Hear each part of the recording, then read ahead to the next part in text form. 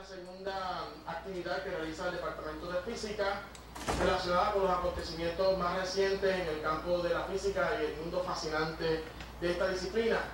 Así que en la mañana de hoy vamos a estar conversando sobre algo espectacular que ocurrió en el 1998 que cambió la forma en que los cosmólogos y los científicos veían el universo. Hasta ese momento se sabía que el universo se estaba expandiendo. Lo que no se sabía era lo que se descubrió en ese momento, de lo cual vamos a hablar en la mañana de hoy.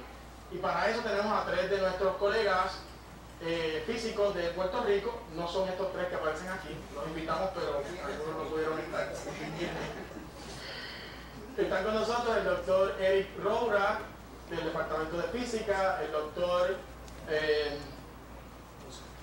José Alonso, del Departamento de Matemática Física de la Universidad de Puerto Rico en Calley. También fue profesor en nuestro recinto de Mayagüez, así que pues, esa se la vamos a perdonar. Y el doctor Pablo Marrero, también profesor del Departamento de Física. Hemos dividido el foro en tres presentaciones cortas, de forma tal que podamos entrar a una discusión, un intercambio con la audiencia, con sus preguntas y sus comentarios.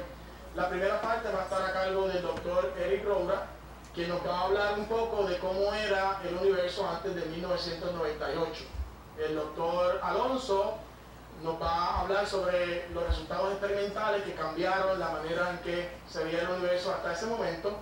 Y el doctor Pablo Marrero tiene la responsabilidad de hablarnos sobre las consecuencias teóricas de este descubrimiento en el contexto del premio Nobel que se acaba de otorgar en el 2011 a estos tres científicos. Así que los dejo sin más preámbulos con el doctor Eric Roura.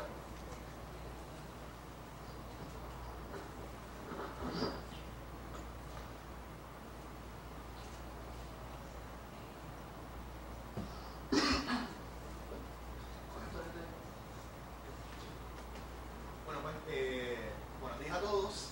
Como dijo Moisés, yo les voy a hablar sobre no cómo era el universo, ¿verdad? Porque el universo es cómo es. Porque el descubrimiento, hay que cambiar las cosas ahora, sí, ahora es más grande. Sino cómo cambió la percepción, nuestro entendimiento del universo. Y estas tres personas que están ahí tienen un papel muy importante en formar esa percepción que nosotros teníamos del universo. ¿Esto no funciona? Ah, sí. La foto que tengo ahí es simplemente una foto del cielo nocturno. Si no tuviéramos nubes y no tuviéramos la contaminación lumínica, ¿verdad?, de nuestras ciudades, que es muy grande aquí en Puerto Rico.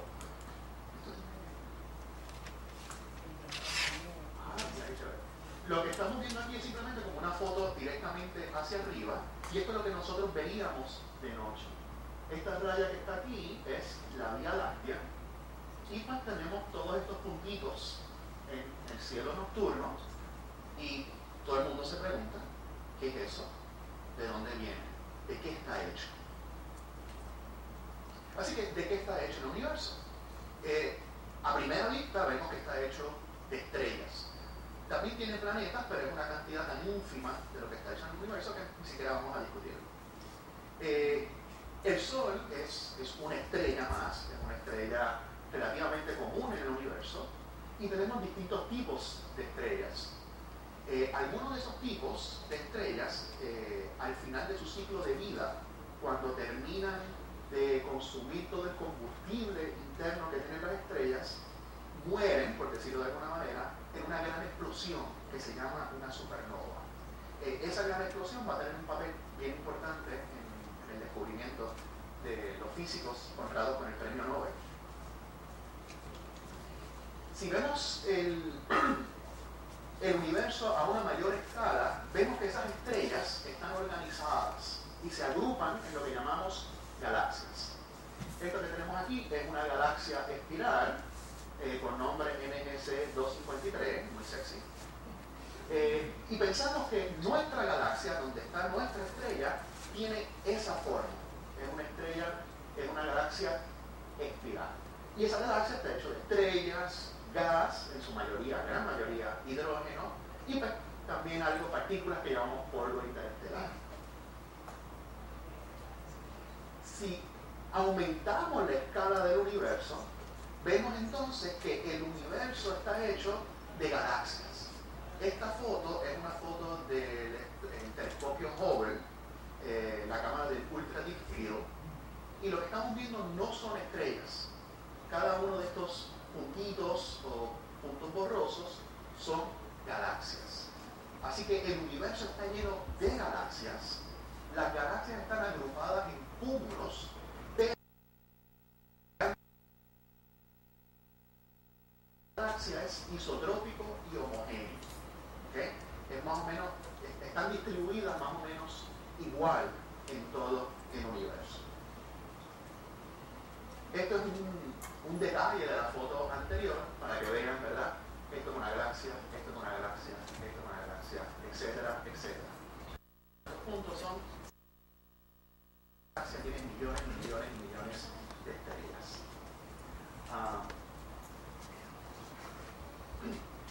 Entra el físico más reconocido en la historia, el señor Albert Einstein. Él creó dos teorías muy importantes, la teoría de la relatividad especial en 1905, que tiene dos postulados, que la velocidad de la luz es una constante para todo observador, no importando su movimiento relativo, va a medir la misma velocidad de la luz. Después, él expandió esta teoría de relatividad especial para incluir la fuerza de la gravedad. Y ahí salió su teoría de relatividad general en 1915. Y la teoría de relatividad general lo que dice es que la gravedad no es una fuerza a distancia entre objetos con masa, sino que es geometría del universo. La masa de los objetos cambia la geometría del universo y esa geometría a su vez hace que los objetos se muevan de cierta manera a través del espacio. Pues, al terminar la si no me pude aguantar, tuve que poner una ecuación. Pues una vez terminada su teoría de relatividad general, que trata con la gravedad, ¿cuál es la fuerza más importante que claramente domina en la dinámica del universo? La gravedad. Así que una de las primeras aplicaciones fue al universo. Lo que tenemos aquí es la ecuación maestra de la teoría de relatividad general, bonita, relativamente sencilla, pero en realidad esto es lo que dicen empaquetado, ¿no? Estos representan 10 ecuaciones diferenciales acopladas todas entre sí. Es un problema relativamente difícil, ¿no? Pero esta es la ecuación maestra. Así que Einstein aplica esa relatividad general al universo, a ver qué es lo que encuentra. Y después de estar solucionando y trabajando por un tiempo, el resultado es que el universo es dinámico. El universo se tiene que expandir o contraer. Eso a Einstein no le gustó. Einstein tenía la idea preconcebida de que el universo debería ser estático. ¿Okay? Las galaxias se mueven a través del espacio, la densidad de galaxias es homogénea, isotrópica, y esto debe estar mal. Esto debe estar mal. Así que para tratar de solucionar ese problema, Einstein le añade un término a la ecuación, que es el término que vemos aquí, es lambda mayúscula, la letra griega, que es una constante. Y ese término ha venido a llamarse la constante cosmológica. La constante cosmológica, el doctor Marrero nos explicará que tiene un papel más importante en el descubrimiento de que estamos hablando en la tarde de hoy, digo, en la mañana de hoy. Al añadirle ese término de la constante cosmológica, Einstein descubrió que el universo era estático. Todos contentos, muy feliz. Einstein podía dormir tranquilo con su conciencia. El universo es como yo me lo imaginaba. Viene, él es el bisabuelo de nuestro próximo conferenciante, del doctor Alonso. Tiene una descendencia rusa. Es un físico ruso, se llamaba Alexander Friedman. Alexander Friedman en 1922, examinando las ecuaciones de Einstein, descubre que esa solución, ¿verdad?, del universo estático de Einstein era inestable. ¿Cómo que inestable? Es como coger un lápiz y tratar de buscar el equilibrio del lápiz poniéndolo en la punta del lápiz. En teoría uno lo puede lograr y llegar a ese lápiz y ponerlo en equilibrio, pero cualquier perturbación inmediatamente hace que el lápiz se caiga. Pero el universo estático de Einstein era como eso, tenía un equilibrio inestable. Cualquier perturbación hacía que el universo se expandiera o se contrayera. Así que inevitablemente, según Friedman, el universo se expande o se contrae. Tenemos que recordar que todo esto es en la mente de físicos teóricos. Nadie ha medido nada ni ha observado nada. Así que pensar en SpongeBob y pensar en la ecuación sin hacer experimentos y observaciones es bastante equivalente, ¿no?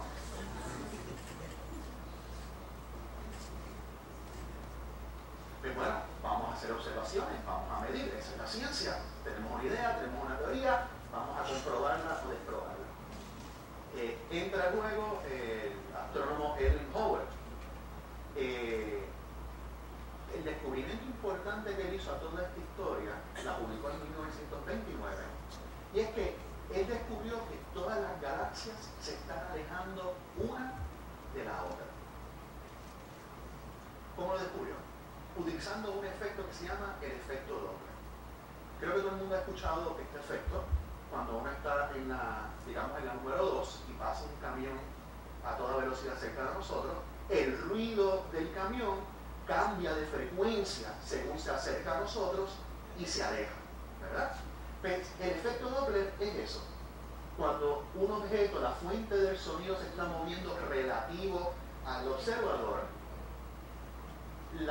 los largos de onda de la onda que está al frente, que emite, se acortan, y los largos de onda de la onda que está atrás, la fuente alejándose, se alarga. Y por eso escuchamos, ¿verdad?, ese cambio de frecuencia de los objetos al pasarnos al lado mientras se mueven. Pero resulta que ese efecto no solamente ocurre en el sonido, también ocurre en la luz. Así que tenemos fuentes en el espacio, las estrellas, que emiten luz y podemos ver su espectro. Si esa luz pasa por una nube de gas, ya sea la atmósfera de la estrella o alguna nube molecular en el camino, pues los componentes de esa nube van a absorber frecuencias específicas de ese espectro. Y nosotros podemos ver ese espectro y saber de qué está hecho esa nube. ¿Okay? Y por lo tanto lo que tenemos es como una huella digital del componente del gas o de la nube interestelar. ¿Pero qué fue lo que hizo Hubble? Hubble observó varias galaxias, ¿verdad? Y midió su distancia y midió la velocidad de esas galaxias, utilizando el efecto Doppler. Aquí tenemos un ejemplo, ¿verdad? No es una galaxia, es una estrella que está con un planeta dándole vuelta, y podemos ver, ¿verdad?, que la estrella se está alejando de nuestro telescopio o se está acercando. Y aquí tenemos el espectro con esas líneas que faltan, ¿verdad?, porque fueron absorbidos por la atmósfera estelar.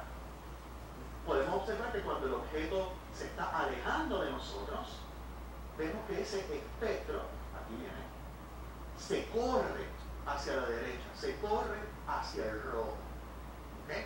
Midiendo cuánto se corre ese espectro hacia el rojo, por el efecto Doppler, porque se está alargando la onda, el largo de onda está aumentando, podemos medir la velocidad del objeto. ¿Okay? Y por otros medios podemos medir también la distancia a la que está ese objeto. Así que con ese efecto, Hubble estuvo midiendo la velocidad de varias galaxias y midiendo su distancia por otros métodos. Y esto fue lo que descubrió. Él descubrió que mientras más lejos estaban las galaxias, mayor era su velocidad. No solamente mayor era su velocidad, mayor era la velocidad con que se alejaban de nosotros. ¿Okay? Mientras más lejos están, más rápido se mueven o más rápido se alejan de nosotros. Esta relación lineal se llama la ley de Hoover, y la pendiente de esta línea es lo que se llama la constante de Hoover, la famosa constante de Hoover. ¿Qué es lo que quiere decir eso? ¿Cómo interpretamos ese resultado? Pues el universo se está expandiendo. No es que las galaxias se están alejando de nosotros porque nosotros somos el centro del universo y soy más lindo que todos los demás, sino que el universo se está expandiendo y todas las galaxias se están alejando de todas al mismo tiempo. Y se está expandiendo uniformemente. Así que en la misma unidad de tiempo, los objetos más lejos recorren más distancia que los objetos más cerca en la misma unidad de tiempo. Por lo tanto, la velocidad de los objetos más lejanos es mayor. Einstein, al ver esos resultados, pues menciona que la constante cosmológica fue el error más grande de su vida. Y no haberse recortado. También. Ni bañado, ni lavado de pelo. Así que fue el error más grande de su vida. Y pues, negó ese término y lo borró de su ecuación.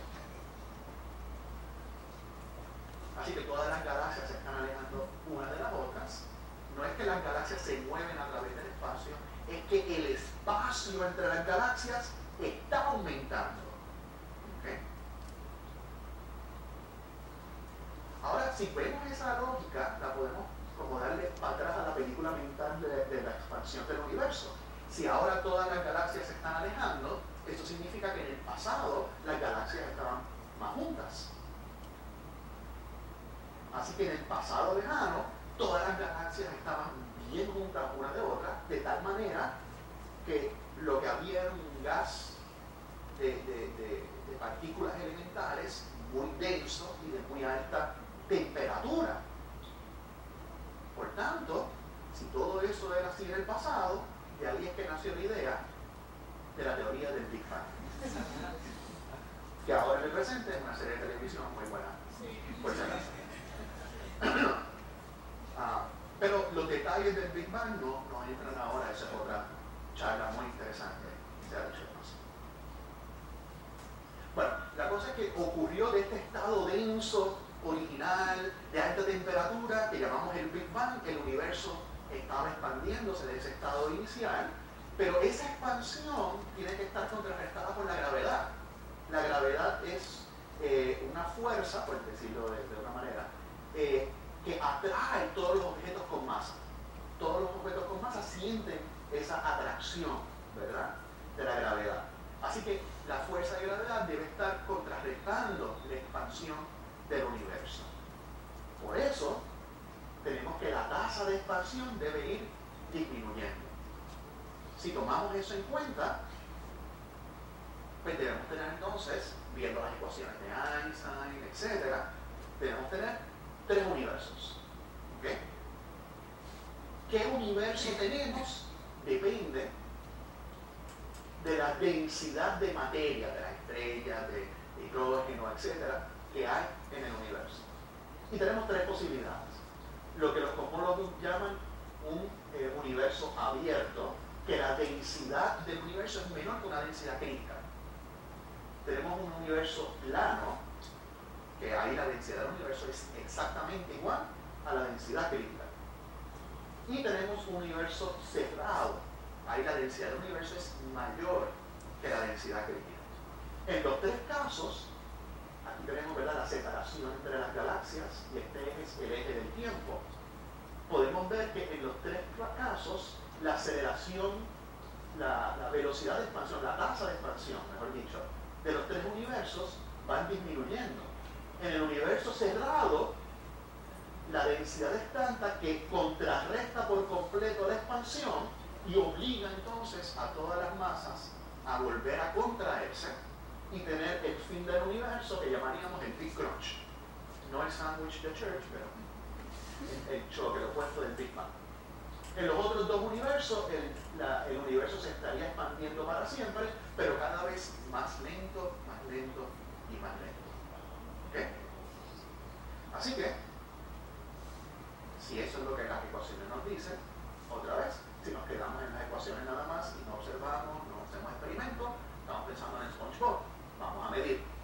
Y pues, ¿se acuerdan la fecha de que Hubble descubrió la expansión del universo? 1929. Pues desde 1929 hasta 1990 y algo,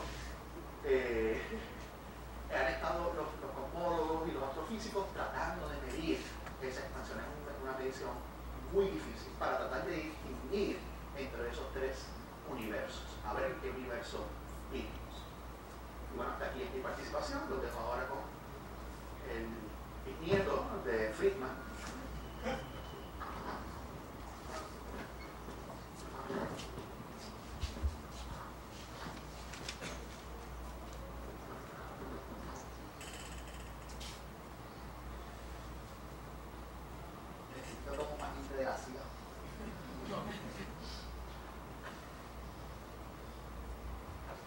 Bueno, mientras cargamos la presentación, quiero agradecer a los compañeros la invitación de estar acá en el recinto de Mayagüez. Siempre me da mucha alegría visitar este campus donde fui profesor, pero me votaron porque yo daba muchas áreas aparentemente. Bueno, de hecho, Eric y Pablo fueron estudiantes que llevamos en clase conmigo, ¿verdad? Y él trabajó de investigación conmigo. Bueno, vamos a hablar un poquito entonces, ¿verdad?, de la parte experimental que nos lleva esencialmente a un cambio en este concepto de lo que es el universo. Soy profesor y eso uno no se lo puede como que quitar de encima, ¿verdad? Así que tengo que dar como que una clasecita de astronomía bien rapidita, ¿verdad? Bien, los astrónomos tenemos una dificultad tan y tan grande que a mí me da vergüenza mencionarlo, y es que nosotros todo lo que estudiamos, ¿verdad?, no lo podemos tocar, está demasiado lejos. Y el problema número uno de la astronomía es determinar la distancia. No sabemos lo que estudiamos, dónde está. Y poder estimar distancia toda la vida ha sido el gran reto, ¿verdad?, de la astronomía. Vamos a ver entonces cómo a través de los telescopios pues uno más o menos resuelve esta situación. Y la idea es que, ¿para qué nos sirven los telescopios? Bueno, pues los telescopios a los astrónomos nos sirven para dos propósitos. Una es obtener imágenes, ¿verdad? Como Galileo, ya sean imágenes directas al ojo, o imágenes que capturamos en algún tipo de cámara. Así podemos ver planetas, galaxias, ¿verdad? Y de una imagen podemos averiguar morfología, qué forma tiene ese objeto, etc. Y la otra cosa que podemos utilizar un telescopio es para contar fotones, 1, 2, 3, 4, 5, 6, 7, 8, 9, ¿verdad? Y contando fotones podemos hacer dos cosas. Una es asignar un número a la brillantez o a la intensidad de la luz que nos llega a ese objeto. Y decir, a ver, ese objeto le vamos a asignar un número, ¿verdad?, que corresponde a esa brillantez. Y en la astronomía, pues eso se llama una magnitud. Entonces, la otra utilidad que tenemos de este conteo de fotones, que lo hacen no el ojo humano, sino el instrumento, ¿verdad?, es obtener el espectro. Como el compañero Eric mencionó, a través del espectro podemos entonces establecer la composición de lo que está hecho ese objeto, ¿verdad? Y también podemos medir si el objeto tiene algún movimiento relativo respecto a nosotros, podemos medir esa velocidad relativa. Y en la astronomía eso se llama el redshift y se va a representar con una letra Z que vamos a ver por ahí ya mismo. Estas son cosas pues, que se pueden hacer con bastante precisión en la astronomía, pero distancia bien difícil, ¿verdad? Entonces tengo que quitarme esto del pecho, porque esta es la gran mentira de la astronomía.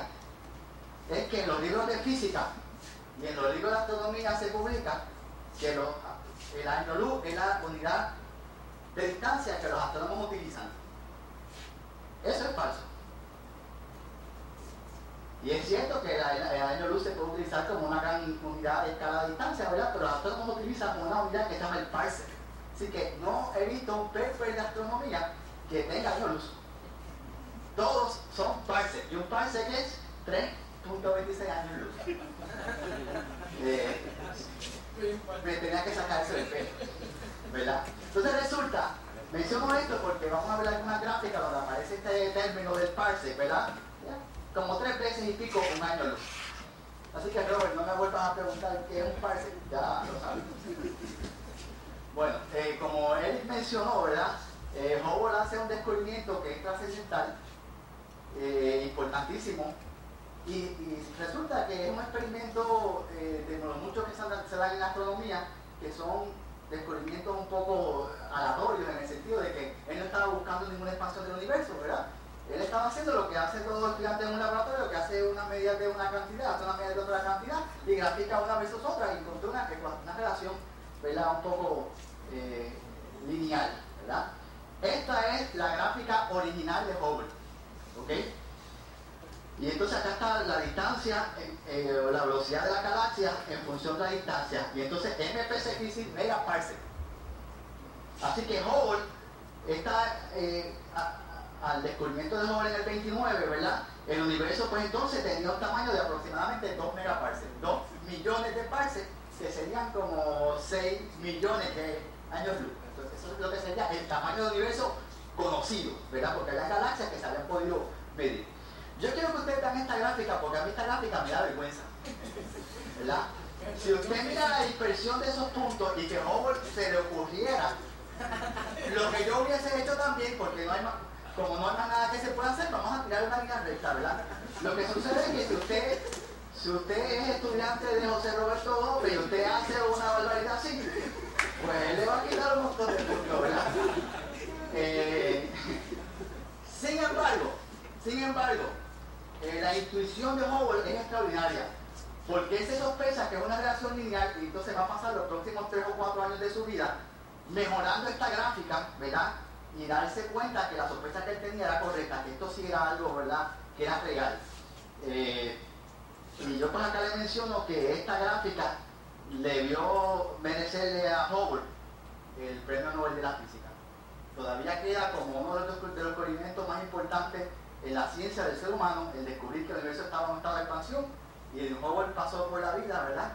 Y no fue reconocido quizás con ese gran galardón. Así que yo pues lo menciono hoy. Y quiero también mencionar otro detalle de Edwin Hubble. Edwin Hubble, americano, estudió en Missouri, vivió en Missouri. El papá era, me parece que agente financiero, una persona que manejaba seguros, y que económicamente estaba bastante bien, y lo enviaron a estudiar a la Universidad de Cambridge en Inglaterra, una universidad muy prestigiosa. ¿Y ustedes saben qué fue Hubble a estudiar a Cambridge? Español. Si hubiese ido amateur. Y cuando regresa, él es maestro de español. Así que el descubrimiento más importante de la ciencia, que tiene que ver con la cosmología, lo hizo un maestro de español. ¿Verdad? Claro, él ejerció como maestro 3 o 4 años y tenía desde pequeño una pasión de estudiar astronomía. Entonces se fue a la Universidad de Chicago y hizo un doctorado en astronomía. Así que estos descubrimientos que él hace, lo hace ya como astrónomo profesional, pero su primer trabajo fue como maestro de español. Curioso ese detalle, ¿verdad? Bueno, les mencioné la gráfica de ahorita, ¿verdad?, que cubría hasta más o menos 2 megaparsecs de tamaño, ¿verdad? Esta es una gráfica ya hecha en el 2001, donde estos son los datos de Hubble, de 1929.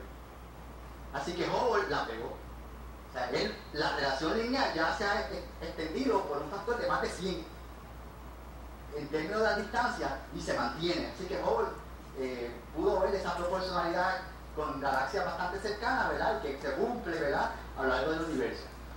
¿Cuál es la dificultad? Que el mundo no es tan simple como quisiéramos, ¿verdad? Quisiéramos que el triángulo tuviera solamente 2 lados y era más fácil aprenderse el teorema de Pitágoras.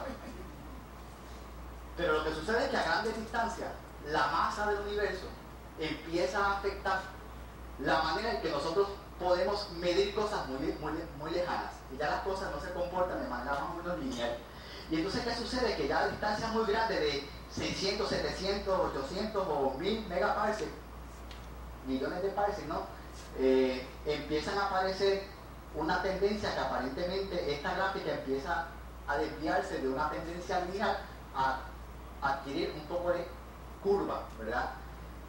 Para explicar eso, entonces, eso está ya contenido en los modelos de la relatividad, requiere, ¿verdad?, el pensar que entonces estas relaciones que Hubble había derivado, ¿verdad?, para galaxias bastante locales, pues quizás ya no se cumplan más allá. Y esto esencialmente es lo que lleva desde los 80 se hablaba de que para poder discernir entre los distintos modelos del universo, si el universo era abierto, cerrado, ¿verdad? O de qué tipo, o cerrado pero con las ventanas abiertas, o una puerta abierta y una ventana cerrada, qué tipo de universo era. Era necesario poder medir la constante de Hubble con más precisión de lo que se tenía en los 80 o en los 90. Y número 2, medir cómo cambia la constante de Hubble. ¿Y eso cómo se llama? Se estudia en cálculo la derivada de la constante de Hubble. Entonces, si no habíamos podido medir la constante de Hubble con precisión, tener acceso, ¿verdad?, a la primera o segunda derivada de esa constante, pues era más difícil. Pero el conocimiento de cómo variaba esa constante con el tiempo y con el espacio iba a ayudarnos a entender qué es lo que pasa por acá arriba. Y eso es un poco la idea que motiva, ¿verdad?, estos experimentos que vamos a hablar ahora. Resulta que la problemática es que cuando las galaxias están muy distantes, la luz que nos llega es tan y tan poca que es muy difícil contar fotones, ¿verdad? Y es muy difícil extraer un espectro, medir una distancia, medir una velocidad. Entonces resulta que hay un detalle que les voy a mencionar en un momento, y entonces déjenme comentarles rapidito sobre el asunto que ya mencionó de lo que llaman el redshift, el complemento de Roche. La idea es que en un espectro, ¿verdad?, uno puede medir el largo de onda en el laboratorio de esa señal del elemento que sea, hidrógeno, calcio, y cuando uno lo mide, ¿verdad?, en un objeto astronómico que se aleja, ese espectro usualmente, por ejemplo, esta es la línea charja de hidrógeno, que se supone que esté en esta posición, ¿verdad?, de 6562 angstrom, y se observa en otra posición, y ese delta lambda que se mide, ¿verdad?, esencialmente eso es lo que nos va a dar este parámetro Z, que es el redshift. Y mientras más se aleja para la derecha, eso lo llamamos el corrimiento al rojo, ¿verdad?, pues usualmente eso es proporcional a la velocidad. Pero otra vez, uno de los problemas es que resulta que para objetos que están bastante cercanos, en estas escalas de millones de años luz, cuando Z, ese parámetro Z es mucho menor que 1, pues hay una relación de proporcionalidad donde en efecto la velocidad es proporcional a ese parámetro Z, el redshift. Así que si yo mido el redshift puedo medir la velocidad. Aquí es la velocidad de la luz. Entonces medir Z es igual que medir la velocidad de la luz. Y esto es válido para Z pequeños. Cuando Z ya es cercano a 1, las aproximaciones que dan a esta relación ya no se cumplen y la ecuación es bastante complicada. Y es por eso que hacer predicciones sobre lo que va a pasar en el universo o cuánto tiempo salió la luz de tal galaxia o qué distancia está, es complicado. Y tan complicado como esto que está aquí. Así que para Z pequeño, esto es el límite lineal, que es el que le gusta a José Roberto.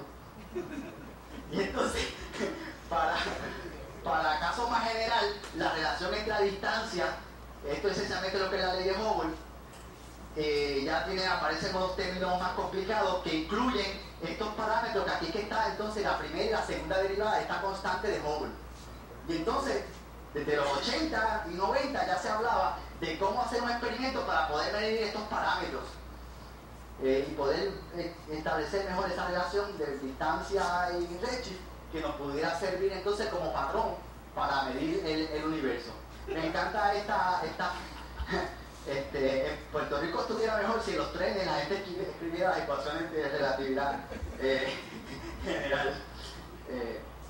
Bueno, y entonces ya él mencionó, ¿verdad?, que el poder conocer esos parámetros nos ayudaría a determinar el futuro del universo. Entonces resulta que nosotros en el presente, el universo que estamos aquí, estamos en una zona donde no ha habido una separación tan grande en estos modelos que permitiera hacer una definición, ¿verdad?, experimental clara, ¿verdad? Entonces requiere que hay que mirar galaxias bien, bien lejanas para poder establecer, ¿verdad?, cuál parámetro. 5 minutos. Si te doy 20 pesos, ¿me das 5 pesos más? Ok. Bueno, entonces resulta que en la astronomía están estas estrellas, ¿verdad?, que explotan y se conocen como supernovas. Y hay varios tipos de supernovas. Y hay una que es de particular interés, que sirvió entonces como una idea para estos astrónomos utilizarla como prueba de los confines del universo. Y se llaman supernovas tipo 1A. Y esta es la que se produce cuando hay una estrella que ya evolucionó y se convirtió en una enana blanca. Una enana blanca es una estrella que tiene una masa de aproximadamente 1.4 veces la masa del Sol, pero una estrella bien compacta y bien pequeña, más o menos del tamaño de la Tierra, pero como toda la masa, como la masa del Sol. Y si esa enana blanca está en un sistema binario donde hay una segunda estrella normal en una rotación, ¿verdad?, en una órbita común, pues la enana blanca empieza poco a poco a extraer material de la estrella normal a través de lo que si fuera como si fuera un río de materia que va cayendo a la enana blanca, y la enana blanca empieza a ganar masa. Pero hay un problema, y es que hubo un astrofísico hindú de nombre Chandrasekhar, que él calculó que este objeto que está aquí no puede tener una masa mayor de 1.4 masas solares, porque si aumenta la masa por encima de ese valor, no hay fuerza que pueda contrarrestar la gravedad y la estrella tendría que colapsar. Y entonces esta nueva cantidad de masa que empieza a caer a la estrella hace que la estrella tenga una explosión termonuclear gigantesca, y eso es lo que es una supernova. Lo interesante es que todas las supernovas que ocurren de este sistema tienen una propiedad interesantísima. Todas explotan con la misma energía, 10 a la 44 joules o julios de energía. Que no importa si de dónde estaba, ni el día de su nacimiento, ni cuántos hijos tiene, todas explotan con 10 a la 44, eso es una invariante. Y entonces todas tenemos, ni nos importa si de esta supernova todas